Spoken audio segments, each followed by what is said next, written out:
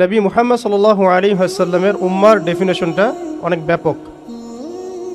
উম্মাহ বলতে তো আমাদের পুরো মুসলিম উম্মাহকে বোঝানো হয়। আমরা পুনর্গঠন চাচ্ছি কোন জায়গার? পুরো মুসলিম উম্মার, নাকি শুধু বাংলাদেশের, নাকি বাংলাদেশ সহ ভারতীয় উপমহাদেশের, নাকি মধ্যপ্রাচ্যের, না পুরো বিশ্বের? এখানে উম্মা কনসেপ্টটা অনেক অনেক ডিপ, অনেক ব্যাপক, অনেক গভীর। আর সত্যি কথা বলতে পুরো উম্মার ইসলাহ, পুরো উম্মার সংশোধন এখন ব্যক্তির উপর এককভাবে ফলাফলযোগ্য নয়। এটা পুরো উম্মা কেন্দ্রিক যেহেতু ফিকির, অতএব উম্মার প্রত্যেকটা জায়গার মানুষদেরকেই এই ফিকিরটা করতে হবে। আমরা যে দৃষ্টিকোণ থেকে কথাটা বলছি সেটা হচ্ছে আমাদের অঞ্চলে উম্মতে মুহাম্মাদির পুনর্গঠনটা কিভাবে সম্ভব। আমরা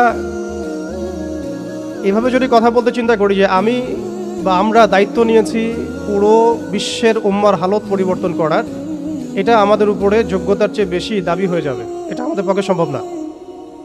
পুরো বিশ্বের উম্মার ইসলাহ, সংশোধন, পুনরুদ্ধার, পুনর্গঠন, এটা আমাদের পক্ষে মনে হয় না সম্ভব। আমাদের পক্ষে কতটুকু সম্ভব? আমরা উম্মার যে অংশ বিলং করি সেই অংশে উম্মার পুনর্গঠন কিভাবে সম্ভব? উম্মা অনেক ব্যাপক একটা শব্দ, অনেক গভীর একটা শব্দ। উম্মার মধ্যে দুটো ভাগ আছে। একটা হচ্ছে উম্মাহ তো দাওয়া এবং উম্মা ইজাবা। দাওয়া অর্থাৎ নবী সাল্লাল্লাহু আলাইহি ওয়াসাল্লাম সবাইকে দাওয়াত দিয়েছেন।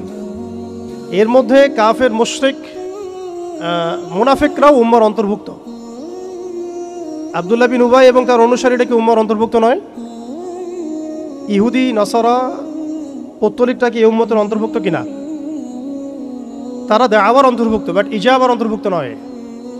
ইজাবা কারা? যারা মুহাম্মদ সাল্লাল্লাহু আলাইহি ওয়াসাল্লাম যে দাওয়াতটা দিয়েছেন, আমরা দরুদ পড়ব সাল্লাল্লাহু আলাইহি ওয়াসাল্লাম, সেই দাওয়াতটা যারা কবুল করেছেন তারা উম্মতে ইজাবা।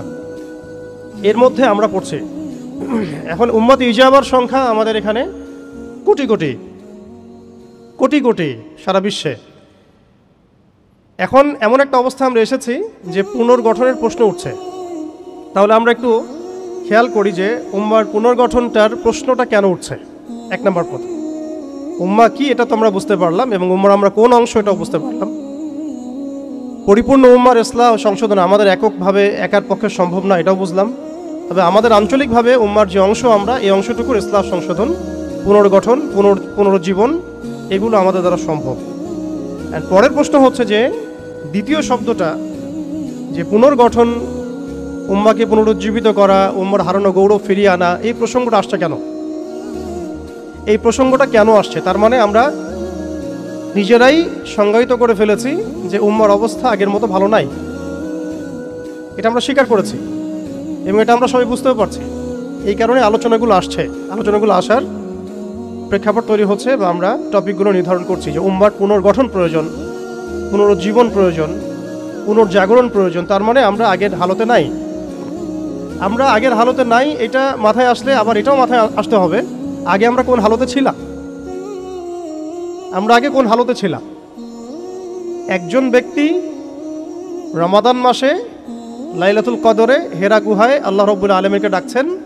আল্লাহ রাব্বুল আলামিন তাকে আল কোরআনের মতো কিতাব প্রদান করছেন এবং তাকে সর্বশেষ এবং চূড়ান্ত নবী হিসেবে আল্লাহ পাক মনোনীত করছেন। কেন সেই ব্যক্তি হেরা গুহায় আল্লাহ রাব্বুল আলামিনকে এভাবে ডাকছেন? কারণ তিনি যে সমাজে বসবাস করেন সেই সমাজটাকে আইয়ামে জাহিলিয়াত বলা হতো। সে সমাজের মধ্যে শিরক ছিল, সুদ ছিল, রিবা, মাদক, নারীর অবমাননা, গোত্রীয় হানাহানি, এরকম জাহালাতে পূর্ণ একটা সমাজে তিনি আল্লাহ পাককে ডাকছিলেন। সে একজন ব্যক্তি থেকে আস্তে আস্তে দাওয়াত শুরু হলো এবং তিনি প্রথমে ম্যান টু ম্যান দাওয়াত দিতে লাগলেন। আবু বকর, উসমান, উমর, আলী রাদিয়াল্লাহু আনহুম আজমাইন, তাদের মধ্যে সাহাবী তৈরি হতে লাগলো। এক পর্যায়ে মক্কায় 13 বছর দাওয়াতের মধ্যে আমরা সবরের পরিচয় দিলাম, ধৈর্যের পরিচয় দিলাম, দাওয়াত অব্যাহত থাকলো, আমরা নির্যাতন নিপীড়ন সহ্য করলাম। এক পর্যায়ে আমরা হিজরত করলাম, প্রথমে আবিসিনিয়ায়, কখনো তায়েফে, এক পর্যায়ে মদিনায় গিয়ে ইসলামী রাষ্ট্র কায়েম হলো। আমরা জিহাদ এবং দাওয়াতের মধ্য দিয়ে আস্তে আস্তে মদিনাকে বেস করে বদর, উহুদ, খন্দক, মুতা, তাবুক, এইসব সিঁড়ি পেরিয়ে মক্কা বিজয় পর্যন্ত আসলাম। মক্কা বিজয় পর্যন্ত আসার পরে আমরা দেখলাম যে আইয়ামে জাহিলিয়াতের কোনো জাহালাত মক্কার মধ্যে নাই। যেই মক্কা আমরা ছেড়ে গিয়েছিলাম 23 বছরের ব্যবধানে আমরা দেখলাম সেই মক্কা আইয়ামে জাহিলিয়াত মুক্ত হলো। শুধু তাই নয়, সেখানে কোনো শিরক থাকলো না, কোনো রিবা থাকলো না, কোনো মাদক থাকলো না, কোনো নারীর অবমাননা থাকলো না, গোত্রীয় হানাহানি থাকলো না। যেখানে আমরা ছিলাম মুস্তাদআফিন, দুর্বল, আমরা ছিলাম মক্কা থেকে বিতাড়িত, আমরা ছিলাম সংখ্যালঘু, সেখান থেকে আলহামদুলিল্লাহ মাত্র 23 বছরের ব্যবধানে আমরা পুরো জাজিরাতুল আরবকে শাসন করলাম। এবং সেই বেইজের উপর দাঁড়িয়ে আবু বকর, ওমর, ওসমান, আলী রাদিয়াল্লাহু আনহুম আজমাইন তারা আরও প্রায় 30 বছর ইসলামী খেলাফা বাস্তবায়ন করলেন। এমনকি তাদের বেইজের উপর দাঁড়িয়ে উমাইয়ারা শাসন করলো প্রায় 90 থেকে 95 বছর, আব্বাসীয়রা প্রায় 500 বছরের মতো। এরপরে আসলো তুর্কিরা, মাঝখানে ফাতেমিরা, আপনারা জানেন মামলুকরাও শাসন করেছে, সেলজুকরাও করেছে, অটোম্যানরাও করেছে। তো আমরা বুঝতে পারছি যে উম্মাহ এই হালতে ছিল না এখন যে হালতে আছে। এই ছোট্ট কথা থেকে আমরা বুঝতে পারলাম যে উম্মাহ একসময় বিজয়ী ছিল সব দিক থেকে, শুধু ব্যক্তিগতভাবে নয়, আধ্যাত্মিকভাবে নয়, শুধুমাত্র তাজকিয়াগত দিক থেকে নয়, শুধুমাত্র সামাজিকভাবে নয়, বরং রাজনৈতিকভাবেও। অর্থাৎ উম্মার পুনর্গঠন, পুনর্জীবন, এই যে কথাগুলো আসে, এগুলো বেসিক্যালি আমরা রাজনৈতিক টার্মিনোলজি থেকে ডিল করছি আর কি। আমাদের উম্মার অবস্থা সবসময় এই বিশ্বকে নেতৃত্ব প্রদানকারী অবস্থায় ছিল।